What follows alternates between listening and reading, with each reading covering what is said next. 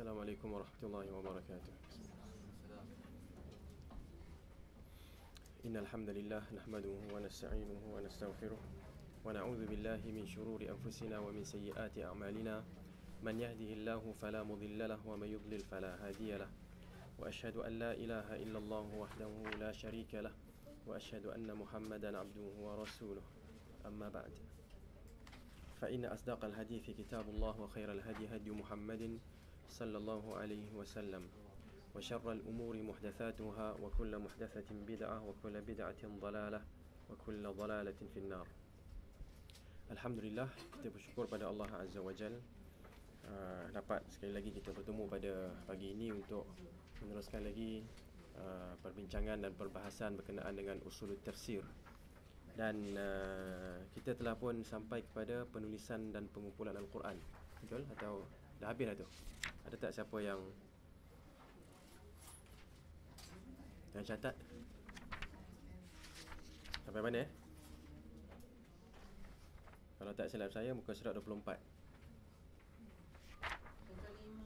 25. Okey. Alright. Jadi berkenaan dengan penulisan dan pengumpulan Al-Quran, ini adalah satu topik yang cukup penting.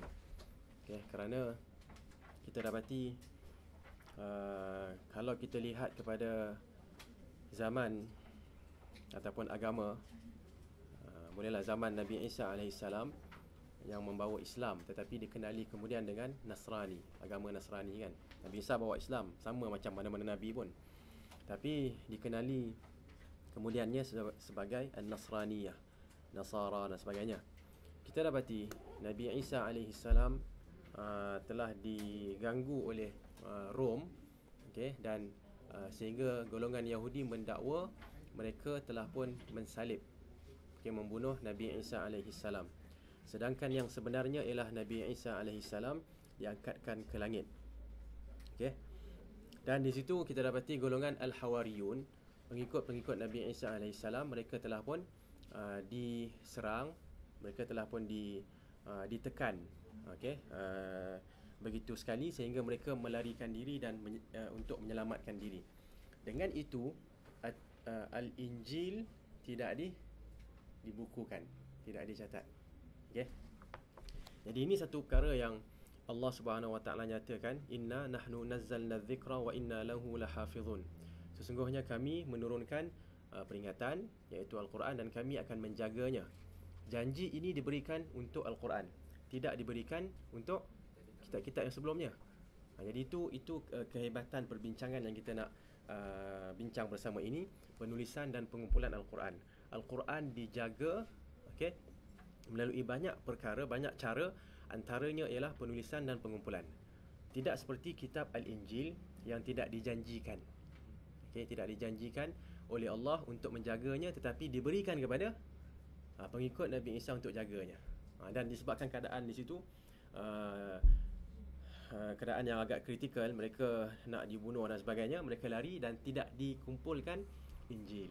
Sebab tu kalau kita buka Injil, kalau kita buka Injil, ada kesempatan tidur kat mana-mana hotel, dalam drawer tu ada Injil, cuba buka tengok. Boleh tak? Boleh tak buka? Jangan kata tak boleh pula kan. Tapi kalau rasa kalau buka tu terus jadi orang Kristian, tak usah buka lah kan.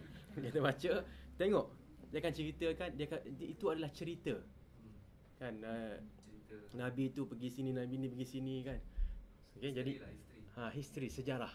Jadi benda ni bukan history. Jangan salah dengar, dia orang tengok semacam tadi kan. Apa sejarah.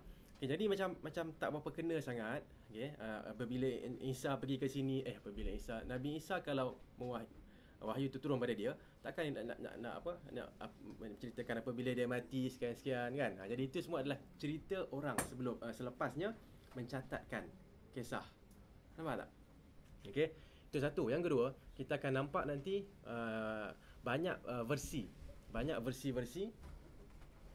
Injil ataupun mungkin lebih tepat lagi Bible. Banyak versi-versi Bible yang berbeza-beza. Ada yang saya ingat King James kan. Betul, adalah yang lain-lain tu berbeza-beza, tak sama. Buka surah ini, buka ayat ini, tengok surah sana lain, surah ni lain. Versi versi yang pertama ayat tu ada, versi yang kedua ayat tu tak ada. surahnya lain. Ini 60 ayat, ini 30 ayat. Contohlah kan. Jadi itu masalah. Okay? Jadi ini satu benda yang tak ada pada Al-Quran. Al-Quran ada banyak versi. Versi cetakan Arab Saudi, versi cetakan India, versi cetakan mana? Dia ada cetakan, bukan versi. Dia cetakan, tapi benda yang sama. Bacalah surah Al-Fatihah, mana-mana cetakan pun sama sahaja. Tapi mungkin cetakan ni, kan, mungkin cetakan ini orang buka, kan, dia punya corak lain apa semua, tapi ayatnya sama. Okay, berbeza dengan Injil ataupun apa dipanggil ni, Bible, ayatnya lain. Boleh bertukar-tukar. So itu masalah yang perlu kita sedari lah. Yes. Berbeza between Protestant dengan Roman Catholic ke, atau dalam Roman Catholic tu Bible dia semua beza? Detail saya tak tahulah. Tapi yang pentingnya ialah versi cetakan tu berbeza. Okay, macam King James punya lain. Yang ni punya lain. Saya tak tahu apa benda international apa benda lain pula, ni lain pula. Tak sama dalam. Tajuknya Injil, Bible. Dalam ayat ni kenapa tak sama? Ayat nombor 33, surah nombor 20, itu lain sini lain. Sama tak? Tapi kita kalau buka yang cetakan Arab Saudi ke, cetakan mana ke, buka cuba tengok Maryam, surah Maryam 65, sama Rabbus samawati wal ardh, sama semua. Okay, tapi mungkin ada beza dari sudut qiraat. Jangan silap pula pergi ke Arab Saudi, pergi ke Mujamma' Malik Fahad, Litiba'atul Mushaf, kan di sana ambil, ni apa ni? Miras Utsmani okeylah. Tak perasan pula bawah tu qiraat Qalun. Kan, beli yang tu balik, Arab Saudi menyesatkan. Kenapa? Apa ni? Kan kenapa qaf dia jadi ta oleh Syarah Allah? Kenapa tulisan dia macam ni? Kata iyalah tulisan begitu untuk qiraat tersebut. Lain, qiraat lain. Tapi ayat sama. Okey. Nabi Isa dapat wahyu sekaligus atau sikit-sikit juga apa itu? Nabi Isa dapat wahyu sekaligus atau sikit-sikit. Kalau Nabi Musa sekaligus, tapi Nabi Isa wallahu alam. Zahirnya sekaligus lah. Zahirnya. Okey. Jadi itu yang kita nak jelaskan di sini. Ini antara benda yang saya nak sebutkan benda ni kerana ini antara benda yang dihasadi. Nampak tak? Orang agama lain dia orang antara yang dia hasad kita adalah apa dia? Al-Quran. Betul, dia hasadi kan? Bahasa saya okey juga, bahasa Malaysia saya. Dia hasadi lah, betul lah kan. Dia benci. Okey. Maksudnya orang dengki kita antaranya adalah apa dia? Quran. Pasal Quran kita terkumpul dengan bahasa asal. Okey, dan ini juga satu benda yang dia boleh dikira sebagai ajaib. Dalam agama kita antara yang ajaib adalah Al-Quran, kitab kita ada dalam bahasa yang asal. Banyak orang Kristian dia ingat bahasa asal Bible adalah apa? Inggeris. Mungkin sekarang ni kan bila Kristian ni nampak Amerika.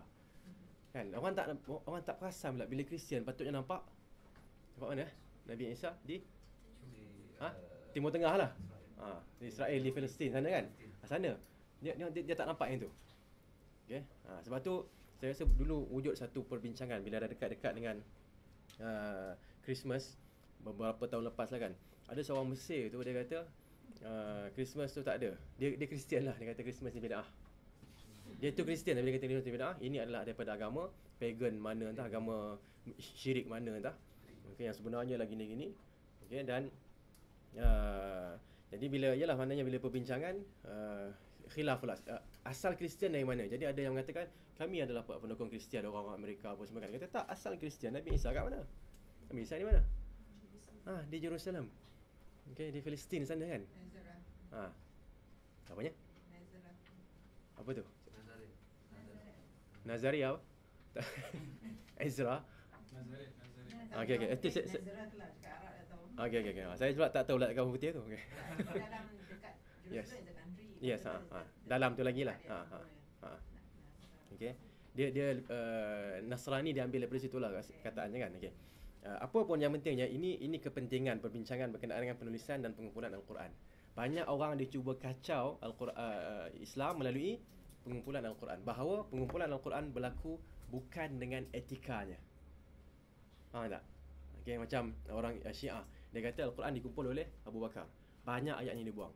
Kan? Atau Uthman pula dia kumpul lagi lah. Dia buang ayat-ayat yang berkaitan dengan Ali.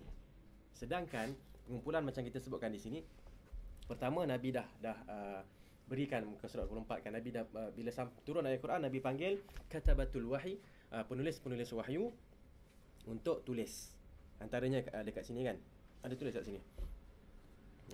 Okey.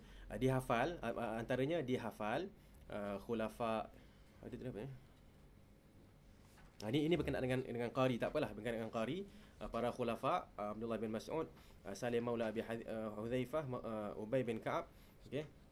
Jadi di samping orang yang menghafal, ada juga sahabat yang diarahkan untuk menulis wahyu. Antaranya adalah Muawiyah radhiyallahu anhu arda.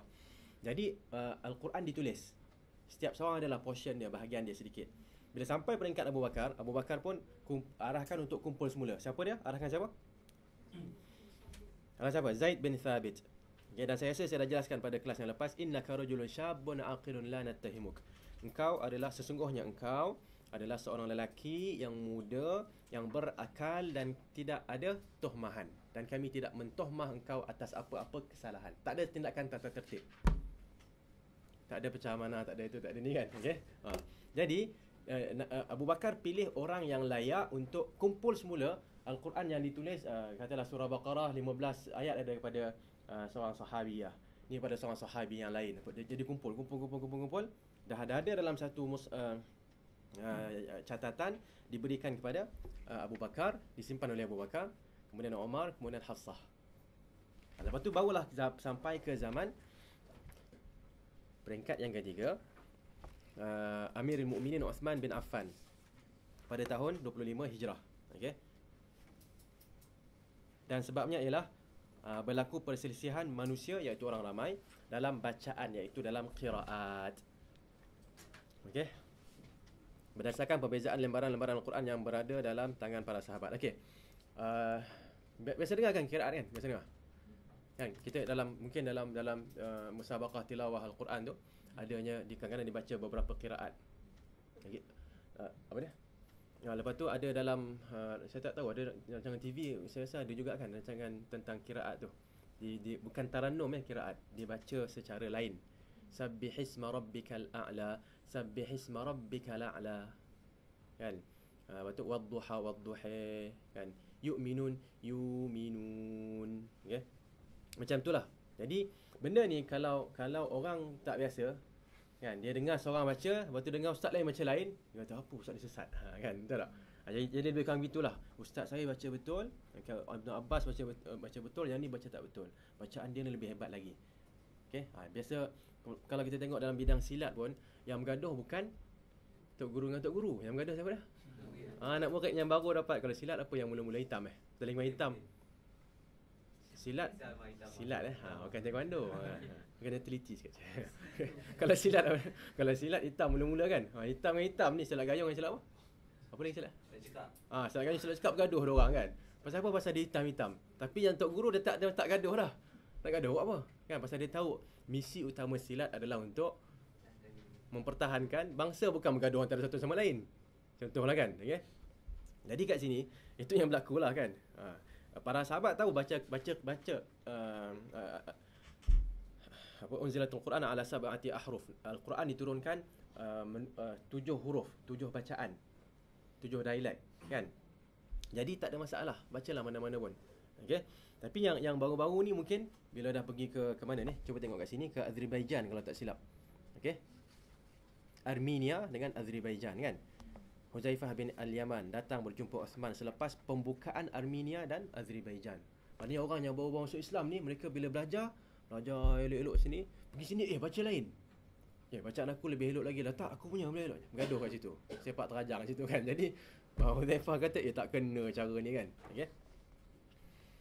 Okey. Apabila ditakuti berlaku fitnah, Uthman telah memerintahkan supaya lembaran-lembaran ini dikumpulkan ke dalam satu mushaf, supaya manusia tidak berselisih, lalu bertelagah dalam kitab Allah Ta'ala dan berpecah belah. Okay, maknanya daripada 7 tu dikumpul 1. Maknanya bacaan Quraisy. Nampak tak? So bacaan lain tu boleh, tapi adalah sekiranya sampai ke tahap tertentu boleh. Kalau tahap yang awam ni jangan, bagi 1 cukup. Okey. Baik. Kita bacakan riwayatnya. Anna Hudzaifah bin Al-Yaman qadima, ada mim kat situ. Qaf dal mim. Qadima ala Uthman min fathi Armenia wa Azerbaijan waqad afza'ahu ikhtilafuhum fil qira'ah. Hudzaifah ibn al-Yaman datang berjumpa Uthman selepas pembukaan Armenia dan Azerbaijan. Okey, Hudzaifah ni siapa? Sahabat Nabi. Apa kehebatan dia? Penyimpan moral besar. Apa? Penyimpan rahsia. Sahibu sirri Rasulillah, penyimpan rahsia. Okay, kalau bahasa kita sekarang ni, setiausaha sulit. Kan? Okey, setiausaha sulit siapa? Rasulullah. Apa yang dia tahu antaranya? Nama-nama orang-orang munafik. Okay, nama orang-orang munafik Hudzaifah tahu. Okey. Baik. Okey, saya nak tanya sikit. Kenapa Hudzaifah jadi penyimpan rahsia? Kenapa tak orang lain? Kenapa? Ya? Kerana dia sesuai untuk itu. Pasal dia suka, memang dia suka tanya, betul? Dia kalau orang tanya, ya wahai Rasulullah, ada kebaikan tak? Apa kebaikan lepas ni? Apa cerita baik? Apa akan datang, apa akan berlaku yang baik-baik lah kan? Hudzaifah datang, ya Rasulullah. Kan?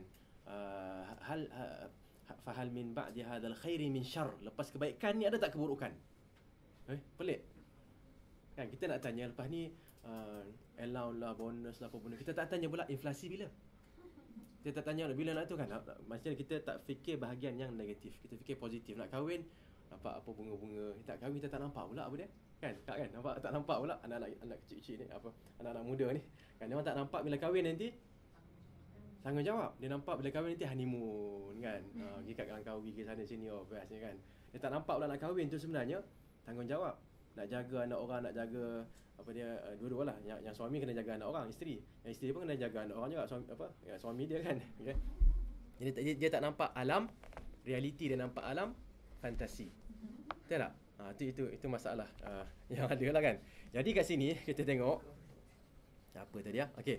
Hudzaifah dia suka tanya benda-benda yang tidak baik supaya nak bersedia untuk menghadapi. So sama juga kalau kita nak kahwin, apa ustaz kalau kahwin apa masalah yang boleh berlaku? Masalah yang boleh berlaku ialah 1 jealous, 1 2 3 4 5 6. Oh gitu ke ustaz? Okey. Kalau gitu saya tak nak kahwin lah. Tak. Kamu kahwin juga tapi letak langkah plan A. Kalau isteri jealous, apa plan A? Apa plan B? Lagi teruk kan. Fikirlah benda maknanya bagilah contohnya bagi dia iPhone 5 ke kan. So okeylah sikit dia iPhone 5. Bukan apa. Bila dia jealous ada iPhone 5 ada apa? Ada FaceTime. Jadi bila kita ceramah, kita pergi ceramah. Tengok ni, abang tak pergi mana-mana, abang pergi mana? Pergi ceramah ni kan. Dengar ceramah, bukan apa tengok. Dengar ceramah sekali dekat rumah. Dia yakinlah suami dia insya-Allah masih. Contoh saja kan. Okey, baik. Itu saya nak cerita kat sini, Hudzaifah adalah orang yang layak dan kita semua kena fikir apakah kelayakan kita. Okey, jangan tengok saya suka kepada benda yang adventurous, semua orang kena jadi macam saya. No, tak boleh. Saya boleh buat, kenapa orang tak boleh buat? Tak. Awak boleh buat tapi orang lain tak semestinya boleh buat. Kadang-kadang masalah berlaku pada ibu bapa kan. Mak dulu boleh buat. Kenapa Along tak boleh buat? Along nak jawab tak boleh. Dia muda lagi nak jawab macam mana kan. Tapi kalau saya akan jawab bagi pihak Along tu, mak lain, Along lain. Kerana mungkin mak ni punya genetik dia adalah daripada atuk. Tapi Along punya genetik daripada atuk belah sini pula. Atuk belah ayah ni yang cool, relax kan. Tak boleh samalah. Okay. Kemudian waqad afza'ahu ikhtilafuhum fil qira'ah. Jadi sebenarnya kalau dalam minta maaf dalam masalah Along tadi tu, okey kita kata mak salah, mak pilih ayah. Kan, pasal saya dapat genetik ayah ni, mak pilih dia, betul tak? Tapi jangan jawab macam tu tak baik punya jawapanlah. Waqad afza'ahu ikhtilafuhum fil qira'ah. Beliau telah dikejutkan dengan perselisihan orang ramai dalam bacaan iaitu qiraat al-Quran. Okey. Beliau berkata, maknanya bila dia balik jumpa Uthman, dia kata faqala ya amiral mu'minin. Ada ya situ. Adrik hadhihi al-ummah qabla an yakhtalifu fil kitab ikhtilaf al-yahudi wan nasara. Wahai amirul mu'minin, selamatkanlah umat ini sebelum mereka berselisih dalam al-Quran seperti perselisihan Yahudi dan Nasrani. Macam saya sebut tadi kan, maknanya Nasrani punya perselisihan macam mana? Ada kitab ni, ada kitab tu sini berbeza-beza. Namanya Injil, Bible, tapi isinya lain. Okey. Jadi ini dikhawatiri oleh Hudzaifah. Kenapa? Kerana Hudzaifah dia tahu masalah-masalah yang masalah yang apa yang bakal berlaku, yang boleh berlaku sekiranya benda ni kita tak atasi, banyak benda boleh berlaku. Kesan-kesan sampingan yang tidak baik, Huzaifah dia peka dengan perkara tu. Nampak tak? Okey, so dia datang jumpa dengan Osman. Tapi apa berlaku? Fa'arsala Osman ila Hafsah. Apa yang berlaku ialah Osman menerima pandangannya kerana Osman mengetahui apa dia? Kehebatan Huzaifah dalam perkara ni. Okay, so maknanya kalau orang tu dia adalah pakar dalam ekonomi, dia beritahu kita cara simpan duit macam ni, ikutlah cakap dia. Betul tak? Maknanya, tapi kalau dia tak pakar, dia suruh buat macam ni, janganlah ikut dia. Okay, so kita nak tanya orang, kata ustaz ada yang yalah, maknanya kalau dalam bidang agama boleh lah. Tapi kalau dia nak suruh ustaz nak beli kereta mana satu, salah tanya ustaz kan. Betul tak? So dia mungkin bagi cadangan yang sesuai dengan dia. Okay, ustaz ni dia kena laju sikit kan. So dia beli dia cadang kepada kita kereta yang laju-laju. Mungkin lah kan. Nak pergi kelas sana kelas sini, kemungkinan lah kan. Okay, dan ustaz dia mungkin tak kisah tentang speed light ni, apa speed trap. ES dia tak kisah sangat pasal dia kenal polis, contohlah kan. Okay. Polis kata ustaz ada apa-apa beritahu kat saya, contoh kan. Jawab macam mana? Jangan ikut dia. Okay, so apa yang sesuai dengan kita. Okay, tanya orang lain apa kereta yang contoh. Baik. Osman pun segera meminta mushaf daripada Hafsah. Kita dah sebut tadi, Al-Quran dikumpulkan oleh Abu Bakar, disimpan oleh Abu Bakar, kemudian diberikan kepada Umar, khalifah yang kedua, kemudian disimpan oleh Hafsah binti Umar. Okey. Jadi Osman pun minta dengan Hafsah dan berkata kepada Hafsah, hantarkan mushaf kepada kami supaya kami dapat salinkan kepada beberapa mushaf yang lain. Kemudian kami akan pulangkan kepada kamu. Okey. فأمر زيد بن ثابت وعبد الله بن الزبير وسعيد بن العاص وعبد الرحمن بن الحارث فنسخوها في المصاحف. Okey. Masa tu Yes. ada satu kopi je lah kat Asah. Ada satu kopi sahaja. Satu kopi, maknanya satu kopi yang bertulis satu tu je. Okay, yang bertulis dalam satu tempat. Yang bertulis merata tempat banyaklah. Okay, ikut orang tu lah. Catatan seperibadi. Okay, ada pada setiap seorang. Hafsah pun menghantar mushaf itu kepada Osman. Osman mengarahkan Zaid bin Thabit, Abdullah ibn Zubair, Sa'id ibn al-As dan Abdurrahman ibn al-Harith bin Hisham. Lalu mereka pun menyalin mushaf itu kepada beberapa salinan. Tengok Zaid bin Thabit. Kemudian dia kata apa dia? Wa kana Zaid ibn Thabit ansariyan wa thalathatu qurashiyyin nun. وقال عثمان للرهط الثلاثة القرشيين إذا اختلفتم أنتم وزيد بن ثابت في شيء من القرآن فاكتبوه بلسان قريش.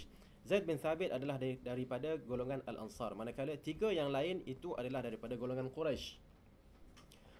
Uthman telah mewasiatkan kepada mereka bertiga dengan berkata, sekiranya kamu bertiga berselisih dengan Zaid dalam ayat-ayat Al-Quran, tulislah dalam bahasa Quraisy, kerana ianya turun dalam bahasa mereka. Okay? Jadi ini juga satu garis panduan yang diberikan oleh Uthman radhiyallahu anhu ardah kepada lajnah, ataupun kepada lajnah dia panggil apa? Unit apa panggil? Kumpulan yang diarahkan untuk menulis Al-Quran. Okey. Iaitu sekiranya berlaku perselisihan, maka mesti ada jalan keluarnya. Okay, jadi kalau nak tulis tu, Zaid kata tulis macam ni. Okay. Dan mereka kata pula tulis begini. Mereka bertiga adalah daripada Quraisy, Zaid Ansari. Jadi Uthman mengatakan ikut bahasa Quraisy, ikut cara Quraisy. Okay, kalau kita nak bayangkan sekarang ni bahasa KL dengan bahasa Kedah contohlah kan. Perlis kan. Bahasa Kedah dengan bahasa Perlis kan. Jadi ikutlah bahasa KL. Gitulah lebih kurang, okey. Ini juga merupakan satu garis panduan dalam kita berurusan dengan kesilapan, berurusan dengan perselisihan dalam pendapat. Okay, mesti macam mana pun kita apa dia panggil lah, fil hawa sawa. Arab kata macam itulah, fil hawa sawa. Maksudnya kadang-kadang kita dalam pandangan sama, kebiasaannya lah. Okay, kita kadang-kadang kita sebut saya satu geng dengan saya satu satu pendapat dengan kumpulan ni. Satu pendapat macam mana pun, okey, ngam macam mana pun kita dengan seseorang tu pasti ada perselisihan. Jadi kita kena letak garis panduan dalam perselisihan kita nak buat apa. Saya rasa macam pelik sikit. Okey. Jawapannya ialah kalau ada perselisihan, cari yang terbaik. Lepas tu orang yang pandangannya tidak dikira sebagai yang terbaik, dia kena buat apa? Dia kena buat apa? Dia kena terima, berlapang dada, dan jangan lawan selepas perbincangan. Kita ada mesyuarat. Maksud saya ada mesyuarat. Kita dah buat mesyuarat. Dalam mesyuarat mestinya ada beberapa pandangan. Kadang-kadang paling kurang satu lah, tapi jarang kita nak jumpa dalam mesyuarat ada satu pandangan. Mesti ada 2, 3, kadang 4, 5. Jadi fikir, antara 2 pandangan dipilih pandangan A, iaitu kita pergi keluar dan kita tak duduk kat sini. Okey. Jadi dalam perbincangan mesyuarat begitu, sunnah mengajar kita, sunnah Rasulullah SAW mengajar kita apa dia? Kalau dah sepakat, buat. Semua kena beri kerjasama. Okey. Walaupun yang ada dalam ahli mesyuarat itu yang tak setuju dengan pandangan tu, tapi dia kena buat.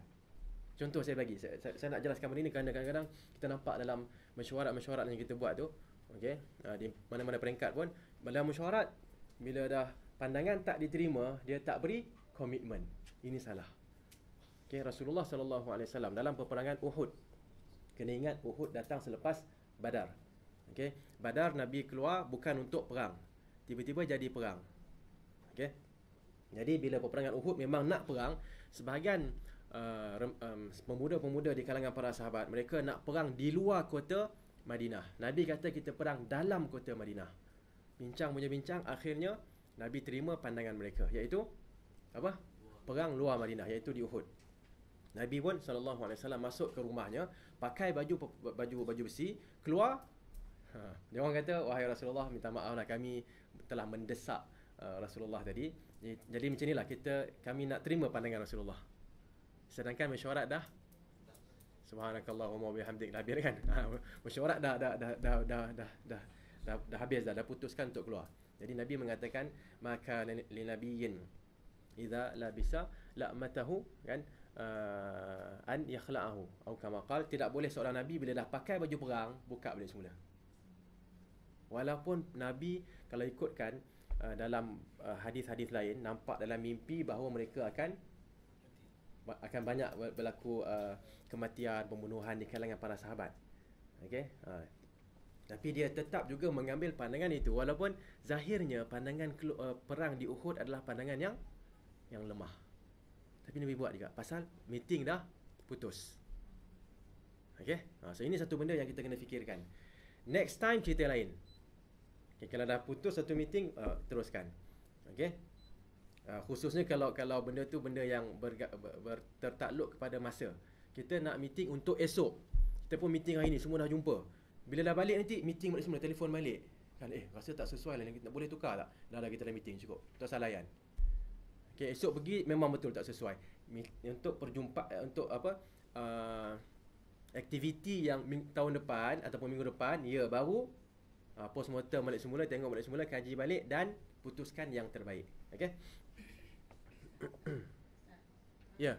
Ini kan empat orang ni dia transfer dari satu untuk lain-lain persalinan. So bila masa yang bercanggah tu sebab dia transferring dari satu ke lain-lain. Satu tu already the source kan. Okey. Dia macam ni, yang saya faham di sini, yang satu tu memang dah ada dah. Tapi bila nak salin ilmu yang ada pada kita ni, kan, dalam menyalin tu kadang-kadang mungkin ada, wallahu alam, mungkin ada kesilapan ataupun apa yang kita macam sekarang ni kan saya baca kat sini kan saya repair kan. Betul tak? Saya rasa begitulah, ni qadimah dia tambah sikit. Mungkin kesilapan di situ. Okey.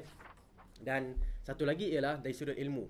Kadang-kadang bila dah letak, walaupun dah ada, tapi bacaan lain. Mungkin saya boleh nyatakan sedikit di sini. Dahulu tulisannya tidak macam kita. Kan, dahulu tulisan dia agak dia panggil apa? Ringkas. Okey. Sekarang ni kita bila nak tulis,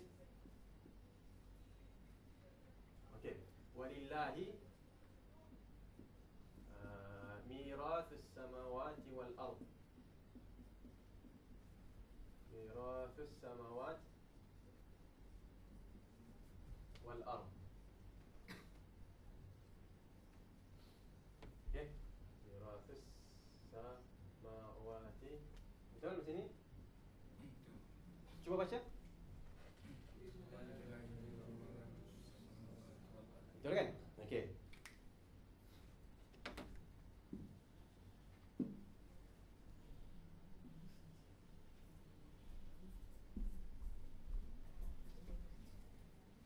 Cuba baca sekarang. Baca. Tadi ke bawa baca? Tak boleh baca dah. Nampak? Saya tulisan asal macam ni lah lebih kurang. Ni sebab tu ada bacaan walillahi tapi tak tahu macam betul tak. Mizabus samawat, mirath. Maksudnya ini boleh dibaca mirath dan boleh dibaca dan juga boleh dibaca okey, mizab. Kemudian contoh lain, katalah in ja'akum fasiqun binaba'in fatabayyanu. Fatabayyanu macam ni, cuba tengok ya. Fatabayyanu. Fatabayyanu. Boleh baca kan?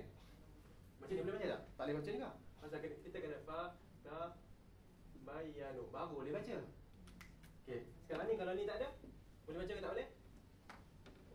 Tak boleh lah, jangan kata boleh. Memang tak boleh lah, kita tak boleh baca. Okey, kalau ni tak ada, nak baca macam mana? Lagi kita tak tahu. Inilah tulisan asal-asal macam ni lebih kurang. Sebab tu benda tu dah ditulis. Tetapi sekarang ni Quraisy baca fatabayyanu. Datang Abdullah bin Mas'ud fatathabbatu. Mana satu? Ya ayyuhalladzina amanu in ja'akum fasiqun binaba'in fatabayyanu. Binaba'in fatathabbatu. Mana satu ni? Itu yang dimaksudkan di sini bacaan Quraisy, bacaan bukannya bacaan lain daripada Quraisy. Okey. Ini antara huraian yang boleh kita masukkan berdasarkan kepada perbincang ilmu lain, iaitu ilmu dipanggil apa? Rasmul Quran ataupun ilmu Rasmul Quran, ilmu penulisan Al-Quran. Dihuraikan di situ bagaimana khat itu, bagaimana khat asal macam mana, khat kemudian macam mana. Sedikitlah yang saya tahu, antara yang asal bila fa, kadang-kadang dia tulis fa macam ni. Betul, kalau fa tu pula kalau tanda atas macam mana? Kalau tanda atas fa, ta, bai, ya, semua ni. Nu mungkin tulis waw gitu ke, ataupun dua titik ke, asal-asal gitu. Tapi bila nak lepas tu ada pula ni warna merah, ni warna biru, ni hitam. Tapi bila nak print balik kadang-kadang dia tak jadi, semua warna jadi warna hitam kan. Jadi mereka pun fikir pada semula fa macam ni. Kalau waw dhammah macam ni, kasrah macam ni. Ini adalah melalui, bukan yang kita baca sekarang ni tidak yang seperti ditulis zaman Nabi SAW. Yang ditulis zaman Nabi SAW lebih bersifat asas. Tapi kenapa mereka boleh baca? Macam bila orang tengok yang ni, dia akan baca walillahi mirathus samawati wal ard ataupun mizabus samawati wal ard. Dia tengok yang ni sama ada fatabayyanu ataupun fatathabbatu. Pasal konteks ayat ya ayyuhalladzina amanu, wahai orang-orang yang beriman. In ja'akum fasiqun, kalau datang orang fasik binaba'in, dengan berita, kena buat apa? Konteks mengajar kita, dan Nabi pun bacakan fatabayyanu fatathabbatu, boleh dibaca. Okey. Soalan tu cantik juga. Memang antara soalan yang cantik yang saya pernah dengar lah. Terima kasih puan. Mereka pun mengikut arahannya sehinggalah apabila selesai, Osman pun memulangkan mushaf itu kepada Hafsah. Beliau menghantar mushaf-mushaf yang lain itu ke segenap pelosok dan mengarahkan agar semua lembaran atau mushaf lain dibakar. Okey. Saya rasa kat sini lebih kurang ada dalam 7 ataupun 8 mushaf yang dibuat salinan dan dihantarkan ke Mesir, mana lagi tempat Iraq dan sebagainya, untuk dijadikan mushaf yang utama. Daripada situ disalinkan. Siapa nak salin kat situ. Lain daripada tu ambil dan hapuskan. Tengok, hapuskan macam mana? Osman melakukan semua ini selepas bermesyuarat dengan para sahabat. Terdapat riwayat. Hapuskan dengan bakar. Okey, tengok. Kita nak jelaskan. An Ali radhiyallahu anhu annahu qala wallahi ma fa'ala fil mushafi illa an mala'in minna. قال أرى أن نجمع الناس على مصحف واحد فلا تكون فرقة ولا اختلاف Qulna fa ni'ma ma ra'aita. Ali berkata, demi Allah, beliau iaitu Uthman tidak melakukan apa yang dilakukannya terhadap mushaf-mushaf lain kecuali di bawah perhatian sekumpulan daripada kami. Maknanya kami memerhatikan apa yang dia buat. Kami melihat dan kami menyetujui. Bukannya kami lihat, kami senyap. Okey? Kami engkar, senyap-senyap, tidak. Beliau berkata, Uthman berkata, aku berpendapat perlunya disatukan manusia atas satu mushaf supaya tidak wujud perpecahan ataupun perselisihan. Kami menjawab, baguslah apa yang kamu buat itu. Kamu nampak itu. Okey? Riwayat lain pula menjelaskan, qala Mus'ab bin Sa'd, adraktu an-nasa mutawafirin hina harraqa Uthmanul masahif fa'ajabahum dhalik. Atau qala lam yunkir dhalika minhum ahad. Mus'ab bin Sa'd berkata, aku dapati manusia banyak hadir, orang ramai hadir semasa Uthman membakar mushaf-mushaf, mengarahkan untuk mushaf dibakar, dan mereka gembira dengan perbuatan itu. Bukan mereka gembira mushaf dibakar, mereka gembira ada mushaf lain yang digunakan sebagai mushaf induk, dan yang lain-lain ini yang boleh menimbulkan perselisihan dihapuskan. Okey? Tidak seorang pun daripada mereka mengingkarinya. Tak ada yang mengingkari. Okey, tengok di sini sebelum saya dengar soalan itu. Mereka gembira dengan perbuatan itu. Okey, perbuatan menyatukan orang ramai atas satu mushaf. Okey, dan mushaf-mushaf lain peribadi, nota-nota lain ni, okey, semua kita ambil dan kita bakar. Okey, jadi mereka gembira satu ataupun mereka tidak mengingkari. Jadi ini semua menunjukkan setuju. Kalau masa Uthman buat, orang semua masam, monyok kan, maksudnya dia orang tak setuju. Tapi bila Uthman buat benda tu, mereka gembira. Ajabahum, mereka rasa ajaib, ni satu benda yang bagus. Okey? Ajaib sini bukannya pelik, tapi benda yang menggembirakan, yang baik. Ataupun mereka tidak mengingkari. Mungkin orang zaman sekarang boleh kata dia orang tak ingkar, tapi dia orang tak setuju. Tak. Zaman zaman para sahabat adalah zaman yang tidak ada masalah untuk nak mengingkari. Mereka kalau tak suka, mereka akan pergi dan cakap, wahai Amirul Mukminin, ini tak kena, ini tak kena. Tapi cakap terus, bukan cakap kat orang lain. Dia nak Amirul Mukminin tapi cakap, ketua kampung, Amirul Mukminin buat tak betul. Tak, dia orang tak buat macam itu. Terus ke Amirul Mukminin cakap, ya Amirul Mukminin, ini tak kena, ini tak kena. Ya Amirul Mukminin, adrikin nas, kan? Jagalah manusia orang ramai sebelum mereka berselisih, kan? Qabla yakhtalifu fi kitabillah ikhtilafa al-yahud wa nasara. Okey? Jadi itu yang berlaku. Okey, ya. Time ni dah panggil Rasam Osmani yang copy Rasam Osmani. Masa ni saya rasa belum lagi.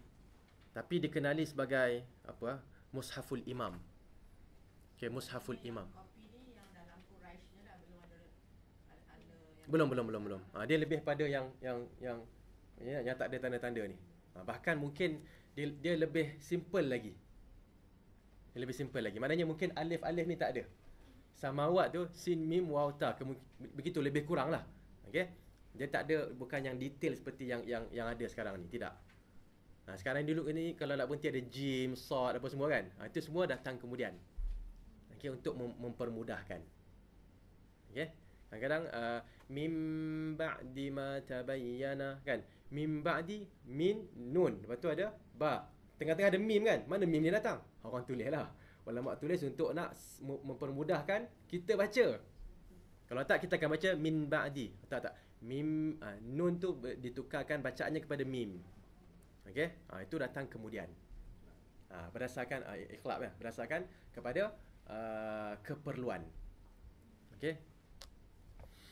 Jadi kenapa dibawakan di sini muka surat 26 dua riwayat ini? Kerana ada orang datang di zaman Ali mengatakan kritik, mereka kritik Osman, zaman Osman, minta maaf, di zaman Osman mereka tak puas hati dengan Osman, mereka datang kepada Ali. Okey, ataupun selepas zaman Osman lah, mereka nak kritik Osman, mereka datang kepada Ali mengatakan, wahai Ali, Osman ni tak bagus. Pasal apa? Pasal dia bakar Al-Quran. Ali mengatakan tidak, tak ada masalah, kerana saya pun ada masa tu dan saya pun setuju. Okey. Jadi itulah kita sebagai kawan. Kalau kita kenal kawan kita buat benda yang orang tengok pelik kan. So kita nak buat apa? Pertahankanlah kawan kita tu. Jangan masa orang kritik tu kita senyap buat tak tahu kan. Ya, kata saya pun sebenarnya tak suka kat dia. Jangan macam tu kan. Itu bukan kawan lah ni. Nampak tak? Kita pertahankan. Kata abang sebenarnya dia buat benda tu huraian macam ni, macam ni, macam ni. Okey, mungkin abang tak perasan itu. Iyalah saya tak perasan lah. Itulah dia. Dia keluarkan kenyataan itu kerana dalil yang dia jumpa yang orang lain tak jumpa. Contohlah kan. Ataupun situasi yang dia hadapi orang lain tak hadapi. Okey. Okey, baik. Perbuatan ini adalah salah satu kebaikan Amirul Mukminin Uthman radhiyallahu anhu yang dipersetujui oleh semua orang di kalangan para sahabat dan di zaman Uthman radhiyallahu anhum ajma'in. Usaha ini menyempurnakan usaha pengganti Rasulullah sallallahu alaihi wasallam. Pengganti maksudnya khalifah kan, khalifah Rasulullah Abu Bakar radhiyallahu anhu dalam mengumpul Al-Quran. Okay, so maknanya kita dah tengok ada banyak peringkat dalam pengumpulan di zaman Nabi, zaman Abu Bakar dan juga zaman Uthman radhiyallahu anhum ajma'in. Apa perbezaan antara usaha Uthman dan usaha Abu Bakar? Okey. Antara lain tujuan. Tujuan kumpul Al-Quran di zaman Abu Bakar adalah kumpul semua ayat-ayat Al-Quran dalam satu mushaf. Okey, supaya tidak luput sebahagian daripada ayat-ayat itu. Okey. Maknanya kita nak kata macam mana pula boleh luput? Bukankah mereka menghafal? Okey, jawapannya ya, mereka menghafal, tapi mereka menghafal. Adakah orang selepas mereka akan menghafal seperti mereka? Jawapan dia tidak semestinya. Kan macam kita sekarang ni, katalah kalau Al-Quran tu tak ada, agaknya berapa ramai di kalangan kita yang boleh baca Al-Quran sampai khatam? Berapa ramai? Tak ramai lah, pasal dia tak ada, benda tu tak ada. Benda pula pergi jumpa dengan ustaz yang hafal. Nak baca pula kena ikut bacaan dia. Tak ramai pula orang dia buat macam tu. Okey. Jadi ya. Ya, banyak orang mati syahid. Okey. Dan dalam hadis Nabi pun disebutkan wa innama yuqbadul ilm biqabdil ulama. Okey. Ilmu diangkat bukan kerana ilmu tu hilang. Kita buka macam buku ni buka hilang kan. Hilang kan. Tak? Bukan buka Quran tu khat tu hilang jadi putih semua kan. Bukan itu. Tetapi ulama tak ada nak ajar. Ada mushaf tapi tak ada orang nak boleh ajar mushaf tu. Itu adalah qabdul al-ilm. Ilmu diangkat di akhir zaman. Okey. Ini kerana belum ada lagi kesan perbezaan bacaan yang menuntut supaya diperintahkan bersatu atas satu mushaf. Jadi tujuan utama zaman Abu Bakar adalah untuk nak kumpulkan sahaja. Takut ramai lagi para sahabat yang mati syahid. Lama-lama tak ada orang yang boleh nak mengajar, menyampaikan Al-Quran. Kemudian tujuan di zaman Uthman adalah mengumpul semua ayat dalam satu mushaf dan memerintahkan orang ramai untuk mengambil mushaf itu sahaja. Kenapa? Kerana perselisihan pendapat dah sampai ke tahap yang kritikal. Pergaduhan, persengketaan. Okey? Itu yang berlaku di zaman Uthman radhiyallahu anhu wa ardah. Dan hasilnya ialah seperti yang dinyatakan di sini, hasilnya adalah kebaikan yang besar kepada umat Islam, kesatuan umat Islam, kesatuan pemikiran, wujudnya keharmonian, keamanan, okey, dan tertolaknya mafsadah, kefasadan yang besar seperti perpecahan umat, perpecahan pemikiran, perbezaan pemikiran, kebencian dan permusuhan. Okey. Kenapa dinyatakan benda ini? Ini adalah asas dalam kita nak membuat satu-satu pilihan. Melihat kepada maslahah dan mafsadah. Biasa dengar tak? Maslahah dan mafsadah. Maslahah adalah kemaslahatan. Mafsadah adalah kefasadan, kerosakan. Okey, jadi kalau ada benda yang boleh kita boleh kompromi, okey, maka kita kena kompromi mengikut apa? Maslahah dan mafsadah. Kemaslahatan dan kefasadan. Dan biasanya kemaslahatan umum, bukannya kemaslahatan peribadi. Boleh kah? Faham? Dalam bahasa moden sekarang, Dia kata apa? panggil document control. Sebab dalam bahasa ISO, kita kena control dokumen tu. Sekarang macam kita ada satu master CD saja dipegang oleh katalah quality manager. Yes. No other copy should exist besides this copy lah ataupun so itu asas document control lah. Document control So dari sini dia buang semua yang uncontrolled documents. uncontrolled document. Yang tinggal satu Satu. yang diiktiraf. Okey. So that one dia buat yang tunjuk yang iktiraf tu lah. Okey, betul. Lain is considered tak iktiraf. Tak iktiraf, betul. Tapi adakah yang lain-lain tu salah? Tak Kan. dia Ha, ja- ibarat, mungkin ada dipersoalkan lah. so sama benda tu sama, maknanya orang akan kata nanti yang simpan tu salah, yang ada pada orang ramai ni salah ke? Al-Quran juga jawapan dia tak salah, tetapi untuk nak menjaga, nampak tak? Kemaslahatan, nak jaga dokumen tu, maka ini perlu dibuat. Macam kita ada salinan sah. Ya, betul. Kalau ada salinan sah, dipertikaikan lah. Ya, betul. Salinan sah, nak minta kerja, all that kan. Okey, terima kasih. Okey. Jadi ini yang saya sebutkan juga, maslahah dan mafsadah menjadi kriteria utama untuk kita membuat pilihan. Kan, kalau kita contohnya kita nak kerja, kan, apa maslahah, apa mafsadah? Okey, kita nak pindah, apa maslahah, apa mafsadah? Kalau maslahah ada, mafsadah ada, okay, kena timbangkan. Manakah yang lebih, maslahah ke mafsadah? Sebab tu sebagian ulama mengatakan tak boleh pergi ke negara kafir. Tak boleh. Okey, tanpa keperluan. Contohnya sekarang ni saya nak pergi ke mana? Negara kafir ke mana? London. London je, kita ada lain tempat lain ke? Kan? Singapura. Singapura. Boleh juga lah, katalah.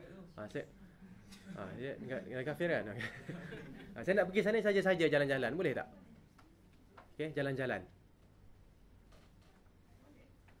Okey, para ulama kata kalau jalan-jalan tak boleh. Kalau ada keperluan boleh. Okey. Tengok keperluan. Kalau saya ustaz, saya nak tengok keadaan orang Islam di Singapura. Yes, pergi. Tapi kalau pergi tak jumpa pun orang Islam sana, saya pergi, saya nak enjoy. Itu adalah satu masalah. Kan? Okey. Tak sebutlah kan. Tapi nak cerita, masalah apa? Dia boleh jadi satu masalah. Paling kurang i'jab.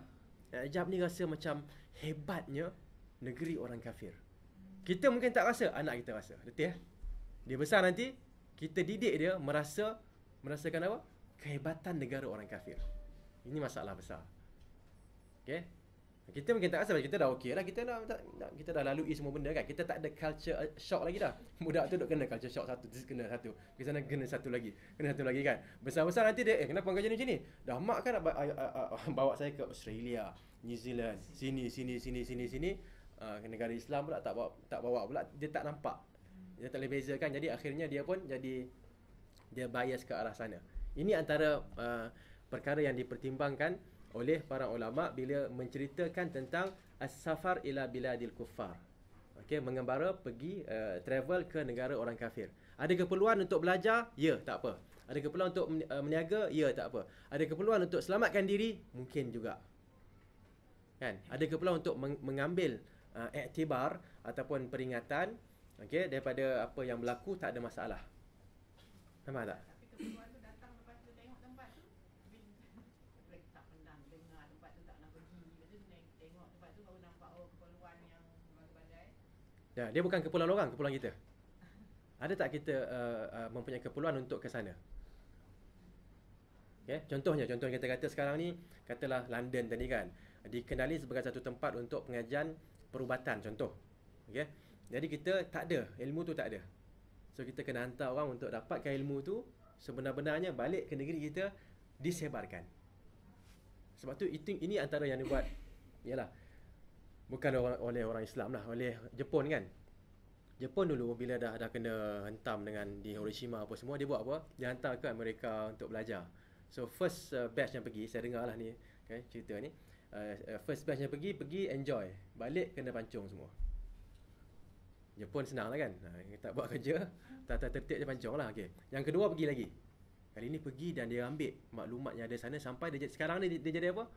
Sekarang ni mereka pun pening kepala dengan dia dari sudut rekaan teknologi dan sebagainya. Ini adalah idea Islam asalnya. Kan, cara Islam sebenarnya gitu. Kita pergi ambil manfaat, bukan pergi enjoy, balik kita pun bawa enjoy tu balik ke sini. Balik ke Malaysia. Apa yang kita enjoy kat sana, kita bawa balik ke Malaysia. Bahagian enjoy tu, bahagian manfaat tak ambil pula. Okey? Jadi itu masalah dia. Okay, kita pergi beli contoh, kita beli TV yang paling hebat sekali. Kan, kita niat je TV tu dah berubah kan, contohnya kan. Yang boleh melihat, mungkin ada satu sensor yang boleh membaca mata kita. Kita nak tengok bola je, bola keluar bola. Betul kan? Okey, kita nak tengok apa pemandangan keluar Discovery Channel. Katalah ada macam tu, kita bawa balik yang tu. Kita tak bawa balik apa dia? Kepakaran dalam nak buat benda tu. Jadi di dalam rumah kita pun dia akan merasakan benda ni tak ada di negara Islam, ada di negara kafir. Nampak tak? Kehebatan tu. Kita tak pula huraikan pada dia orang walaupun kehebatan ni ada, tapi kehebatan ni perlulah digunakan untuk Islamic purposes. Kita tak cerita pula kat anak-anak kita, habis nanti dia orang akan kena culture shock dalam rumah kita. Okey, asal itu yang kita kena berjaga-jaga. Sebenarnya perbincangan mereka tu berdasarkan kepada hadis-hadis Nabi lah. Antaranya jangan duduk di kawasan orang kafir pun. Kalau nak beli rumah, jangan duduk kawasan orang kafir, duduk kawasan orang Islam. Okey. Tetapi kalau katalah kawasan tu ada Islam, ada kafir, ada masjid, okey lagi lah. Ini kadang-kadang kita duduk satu tempat yang kita seorang je orang Islam kat situ. Ini bahaya. Okey. So kena fikir sentiasa benda ni, maslahah, mafsadah dalam membuat satu-satu pilihan. Kadang-kadang mungkin gaji besar tapi tak boleh solat. Gaji besar, tudung tak boleh pakai. So kita fikir dari sudut nak dapat dia panggil apa? Nafkah untuk keluarga. Kita nak nafkah yang besar tapi nak solat susah. Ada masa kena skip solat. Skip meal tak apa, skip solat. Kan? So macam mana? Ada masa tak apalah, you boleh pakai tudung. Hari Isnin ni jangan pakai. Isnin sahaja. Daripada pukul 3 sampai pukul 5. Kan di situ masa customer datang, tak boleh lah kan. Customer yang orang kata customer yang apa dia panggil, yang bahkan bawa banyak benefit pada kita punya company ni. Kalau you datang nanti dia orang balik susah. Boleh? Okey lah, tak apalah. Bukan orang tahu pun 3 sampai 5 tu tak pakai. Itu masalah. Okey. Sejak daripada itu Al-Quran tetap dengan keadaannya, dipersetujui oleh semua umat Islam, diwarisi secara tawatur iaitu mutawatir, secara ramai gitu, dan diwarisi oleh yang muda daripada yang tua, tidak dapat dicemarkan oleh tangan-tangan pembuat kefasadan, tidak dapat pula dipupuskan oleh hawa nafsu orang yang sesat. Segala puji bagi Allah Ta'ala, Tuhan langit dan Tuhan bumi serta Tuhan sekalian alam. Okey, maknanya usaha ini adalah merupakan satu usaha yang cukup, kalau Arab panggil apa, muwaffaq, yang memang mendapat taufik, petunjuk daripada Allah Subhanahu wa Ta'ala. Hasilnya cukup hebat. Okay, kerana usaha ini adalah usaha yang satu antara lain melihat kepada mafsadah dan maslahah. Kan? Apa maslahatnya, apa mafsadahnya. Kalau dibiarkan begini, apa kemungkinan yang akan berlaku 100 tahun nanti? Okay? Dia tak fikir zaman kita, tak, saya tak nak fikir. Itu orang lepas saya fikir. Zaman saya tahu semua hafal Quran. Tak boleh macam tu. Dia kena fikir apa akan berlaku, akan datang. Contoh kita baca sekarang ni kan, kita ada saya Yayasan Taklim pun ada kelas Nahu, kelas Bahasa Arab kan, ada kan? Okey, bukan sini, tempat lain pun ada jugalah. Jadi Ali radhiyallahu anhu, ini zaman Uthman kan. So Ali radhiyallahu anhu dah nampak dah zaman ni pun dah banyak orang ajam, orang macam kita lah, orang yang bukan Arab masuk dalam Islam, belajar apa dia, Arab punya ilmu-ilmu dalam bahasa Arab ni, ilmu Islam dalam bahasa Arab. Jadi banyaklah kelemahan dia kan. Okey. Jadi bila sampai ke zaman Ali nampak radhiyallahu anhu arda, orang Arab pun dah tak cakap Arab betul dah. Macam kita sekarang ni, orang Melayu pun banyak fail dalam bahasa Melayu. SPM apa semua kan. Yang dapat A siapa dia? Cina. Orang Cina. Kenapa? Apa masalah dia? Okey. Jadi macam mana kita nak buat benda ni? Itu keluar kempen bahasa Melayu lah, kempen tu lah, kempen ni semua kan. Okey. So antara yang Ali fikirkan untuk bahasa Arab, Ali radhiyallahu anhu ardah arahkan Abul Aswad Ad-Du'ali radhiyallahu anhu untuk tulis Nahu. Tapi bukan Nahu macam kita nampak sekarang ni. Nahu yang macam ni lah, Nahu yang basic. Abul Aswad Ad-Du'ali kata, apa faedahnya? Tak ada faedah. Saya tak nak buat. Ali kata, buatlah, kau ada kemahiran apa semua, buat. Tak nak buat. Sampai satu malam tu dia keluar dengan bersiar-siar dengan anak dia, anak perempuan dia. Waktu anak dia pun cakap, ayah, ma ajmalas sama. Dia sebut ma ajmalus sama. Okey? Dengar cakap saya. Dia sebut ma ajmalus sama. Jadi ayah dia tengok, nujumuha. Kan? Saya terjemahkan. Ayah, apakah yang tercantik di langit? Ayah dia tengok bintang-bintang je. Kata, tidak ayah. Saya nak mengekspresi, saya nak ceritakan langit dia cantik. Amat cantik. Dia kata, kalau kau nak kata amat cantik, jangan kata ma ajmalus sama, tapi sebut ma ajmalas sama. Okay? Jangan sebut apakah yang tercantik di langit, tapi sebut alangkah cantiknya langit ini. Betul tak? Okay? Jadi bila dia dengar tu, anak aku sendiri pun dah dah tak betul lah cakap ni. Lisan dia dah tak kena dah. Kan dia tak boleh beza. Lu, la, dah. Kita tak usah cerita lah. Tapi Arab ni kan, di zaman para sahabat pun dah tak apa dah tu dah. Okay? Jadi di situlah Abul Aswad Ad-Du'ali meletakkan konsep-konsep asas dalam ilmu nahu. Katakanlah kalau dia kata, tak apa. Ya, dia pun ajar anak dia sahaja dan dia tak letak konsep asas. So, apa jadi pada kita? Apa jadi pada orang Arab sekarang ni? Dalam keadaan ilmu nahu pun ada. Apa jadi pada dia orang? Terabur cakap. Okay, untuk cakap bahasa yang betul kan, bahasa fusha ni kan. Okay, contohnya kan, dhabtu ra'aitul muslimin. Kadang-kadang ra'aitul muslimun. Salah lah. Kan? Ra'aitul muslimin wal muslimatu. Kan, muslimati sepatutnya. Ha'ula'u dibacanya.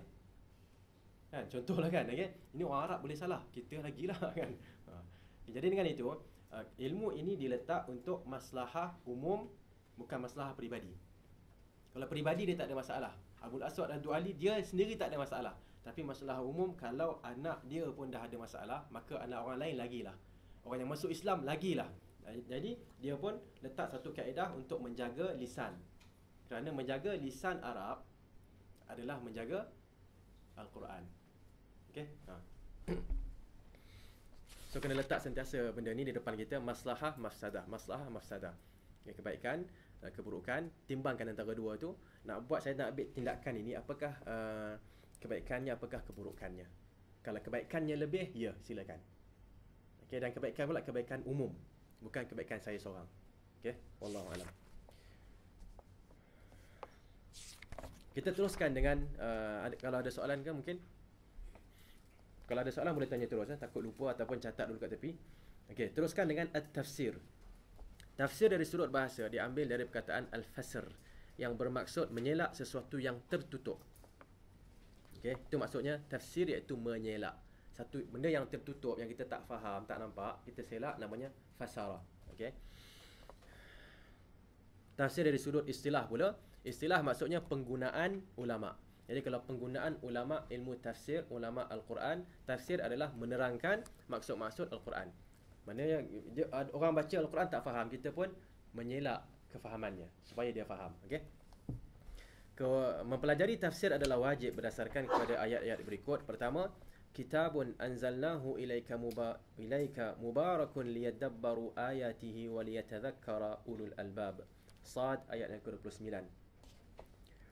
Ini adalah sebuah kitab yang kami turunkan kepadamu penuh dengan berkat, supaya mereka memerhatikan ayat-ayatnya dan supaya mereka mendapat pelajaran orang-orang yang mempunyai akal fikiran. Supaya orang-orang yang mempunyai akal fikiran mendapat pelajaran daripadanya. Okey. So tengok ayat ini menunjukkan hikmah penurunan Al-Quran bukan sahaja qiraah untuk dibaca, tetapi untuk diteliti, tadabbur, mengambil iktibar. Okay, dengan itu bolehlah kita seru diri kita untuk buat apa? Paling kurang untuk belajar tafsir, paling kurang kita kena baca terjemahan Al-Quran tu khatam. Ini mungkin bai'ah yang saya nak ambil kat sini lah. Bai'ah apa? Bai'ah supaya setiap seorang daripada kita baca Al-Quran terjemahan daripada ba sampai sin. Bismillahirrahmanirrahim minal jinnati wan nas. Daripada ba sampai sin tu terjemahan tu bacakan. Satu hari satu muka surat. Okey lah. Kalau lebih tak apa, tapi memaintainkan paling kurang satu muka surat. Satu helai lah muka surat tu. Muka surat teruk sangat kan. Okay. Anak saya bila saya tanya, saya beritahu dia baca 5 muka surat. Kata, "Bang, 5 surat ni macam ni ke? Depan belakang ke macam ni ya?"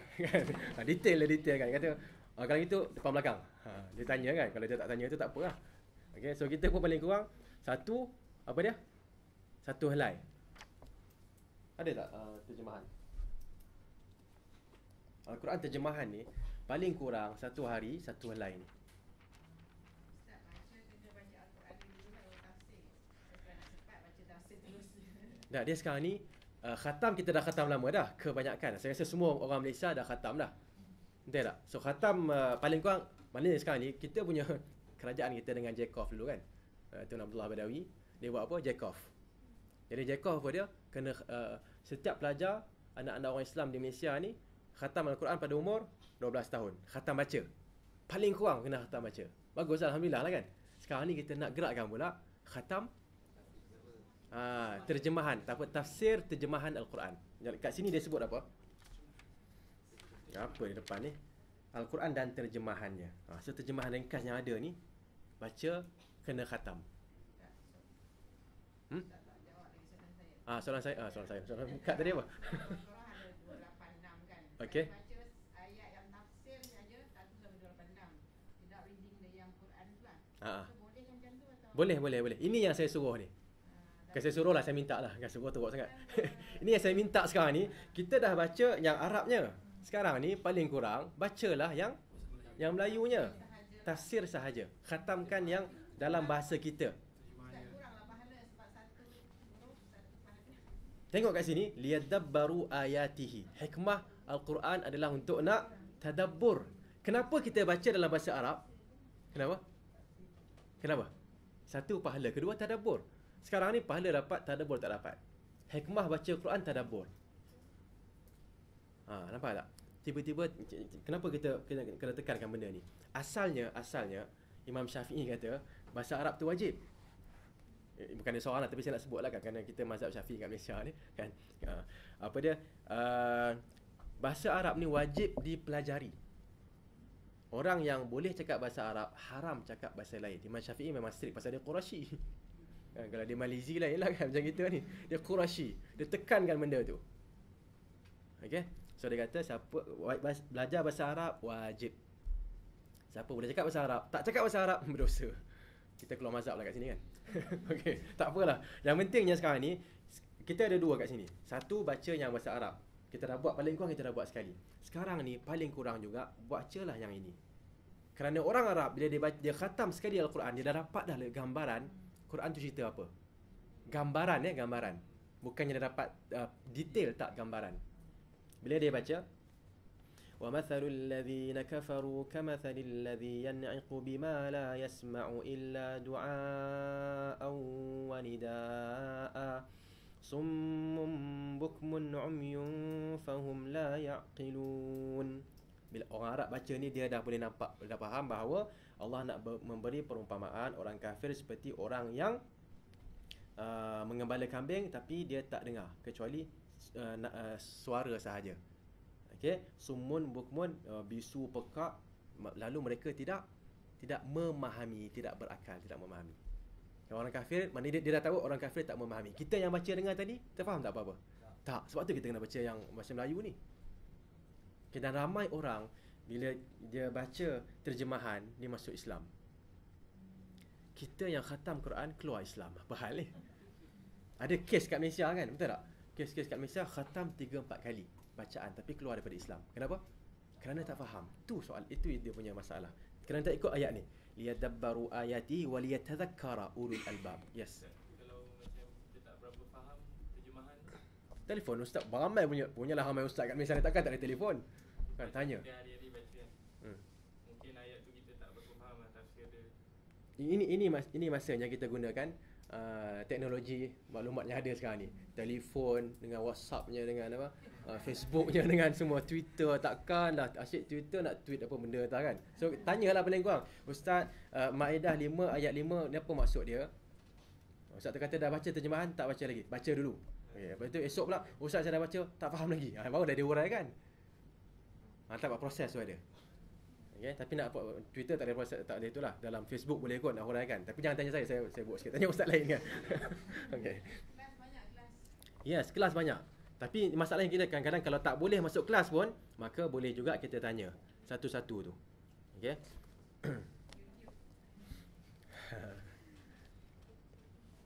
Tadabbur ialah penelitian lafaz-lafaz supaya dapat sampai ke maksudnya. Sekiranya ini tidak dilakukan, luputlah hikmah penurunan Al-Quran. Nampak tak? Hikmah Al-Quran diturunkan di Malaysia, luput. Betul, pasal kita baca satu, kita baru buat satu peringkat. Peringkat kedua kita tak buat, iaitu cuba nak memahami. Okey? Ramailah saya dengar kan, orang Arab tengok orang Melayu baca Al-Quran hebat. Tanya dia lepas tu kan, apa khabar, sihat semua kan. Tengok apa dia cakap, terjemah kan. Kamu tak tahu? Tak tahu bahasa Arab? Tadi dia baca bukan main hebat kan, tak tahu bahasa Arab kan. Pelik, orang pelik. Bahkan di sekolah-sekolah pun kan, di sini saya ada mengajar tuition, ada di kalangan student yang datang tu, bila dia cerita, kawan-kawan dia pun bila tengok dia baca Al-Quran bahasa Arab, datanglah tanya kan, apa maksud dia? Dia tak tahu lah. Siapa jawapan dia orang? You are very funny. You read something that you don't understand. Tak panas ke telinga kita dengar? Kau ni lucu lah kan, pelik lah kan. Kau baca satu benda yang kau tak faham. Kalau saya dengar tu, kalau saya tak putih sangat kan, merah lah, merah muka kita. Betul tak? Jadi kita jangan asyik merah, lama-lama dia hilang lah merah tu kan. Tapi kita kena ambil tindakan. Tindakannya kalau lah begitu, bacalah. Ambil ni baca. Jadi kalau tanya, apa yang baca tadi? Saya baca tadi maksudnya begini. Okey. Dan orang yang khatam Al-Quran, dia tak akan terkesan dengan dakwah ataupun dakwah mubalik Kristian sebagai contoh lah kan. Kenapa? Kalau dia dah baca Al-Quran, dia dah sampai satu ayat, laqad kafara alladhina qalu innallaha thalithu thalatha. Telah kufur mereka yang mengatakan Allah itu adalah satu daripada tiga. Dia dah baca itu kufur ni, dia tahu. Datang mubalik Kristian, keimanan itu adalah sekian, iaitu Allah itu sebenarnya adalah satu daripada tiga, Trinity. Dia kata tak, Allah cakap dalam Al-Quran kufur. Dia nak argue balik pun, sebenarnya dia kata tak, Injil adalah dalam Al-Quran pun ada sebut wa mubasyiran bi rasulin ya'ti min ba'di ismuhu Ahmad. Nabi Isa akan memberikan berita gembira bahawa ada seorang rasul yang datang selepasnya, namanya ialah Ahmad. Baca sikit sini, Ahmad ialah nama lain untuk Nabi Muhammad. Nampak tak? Saya tahu maknanya sebenarnya Nabi Isa ada cerita pada dalam untuk orang Kristian macam awak ni, bahawa lepas ini akan ada Nabi lain. Cuba cek boleh dalam Injil. Al-Quran tak tipu, cek boleh ada tak? Kalau kata tak ada, tak apa, nanti saya telefon ustaz saya. Telefon ustaz, ustaz pun jelaskan ada dalam, okey? Tengok. Kata tak ada, ni ada ni. Awak sepatutnya masuk Islam. Nampak tak? Itu cara dia. Ini, ya ke? 3 in 1 tu betul ke? Kan banyak kopi 3 in 1, macam tu lah konsepnya. Betul juga, saya pun biasa juga minum 3 in 1. Jadi habislah kalau gitu. Okey, saya nak cerita kat sini, kalau kita tak bersedia, habislah kita. Dan persediaan pertama adalah dengan membaca terjemahan ayat Al-Quran. Okey. Ada seorang wartawan, saya sebut banyak kali lah benda ni kot, tapi saya tak ingat sini saya sebut ke tak. Wartawan yang masuk Islam dekat Afghanistan tak silap saya kan, wartawan Britain. Dia datang sini berapa tahun lepas kot. Dalam IKIM dia kata, my advice to all Muslim, you can read Al-Quran with your own language. Yang perempuan tu, Ustaz. Perempuan tu. Siapa nama dia? Yang apa? Tak ingat, dia British. British kan? Read Al-Quran with your own language. Dia kata, I've seen many Muslim in Malaysia, they can read Quran kata nicely in Arabic, but they hardly understand. So my advice, nasihat saya adalah baca Al-Quran dalam bahasa anda. Nampak tak? Tu saya sebut tadi, dia dapat Islam dengan baca.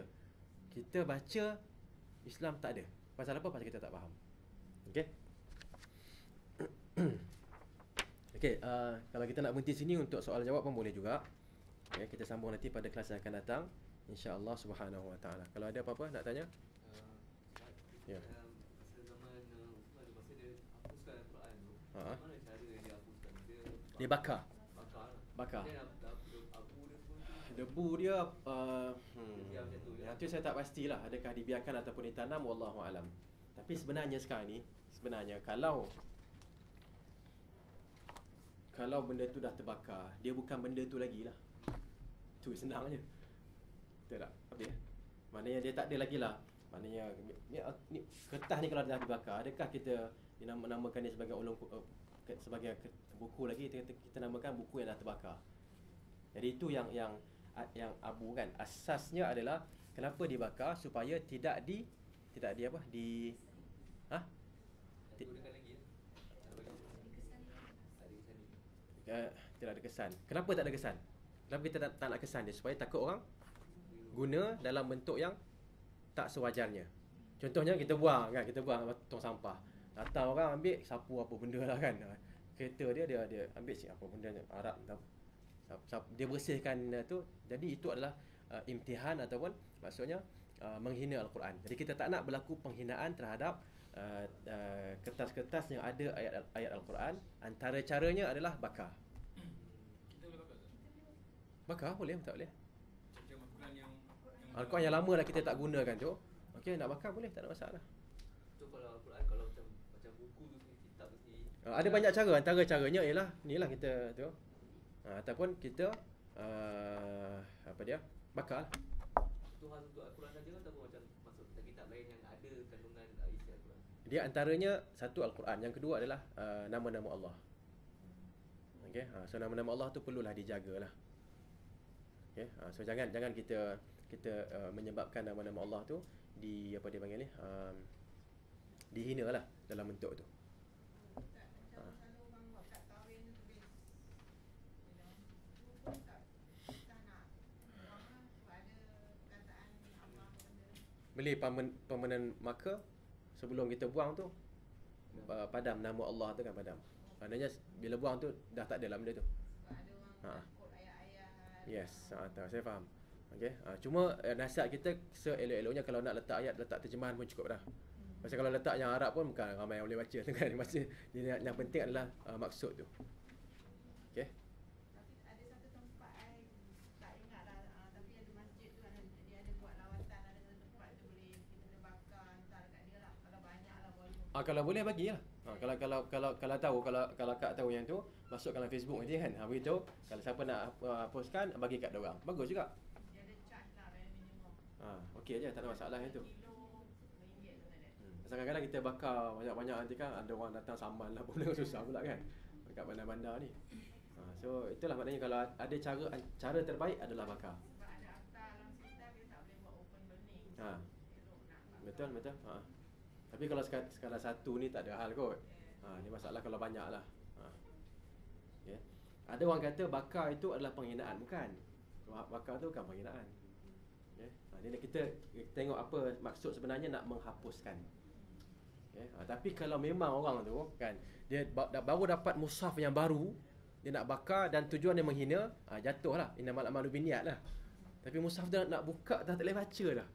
Dah rosak lah kan mushaf-mushaf yang lama-lama tu kan. Kita nak buat apa? Kan? So kita kalau nak hapuskan dengan cara yang terbaik, bakar. Okay. Tak pakai paper shredder pun tak boleh.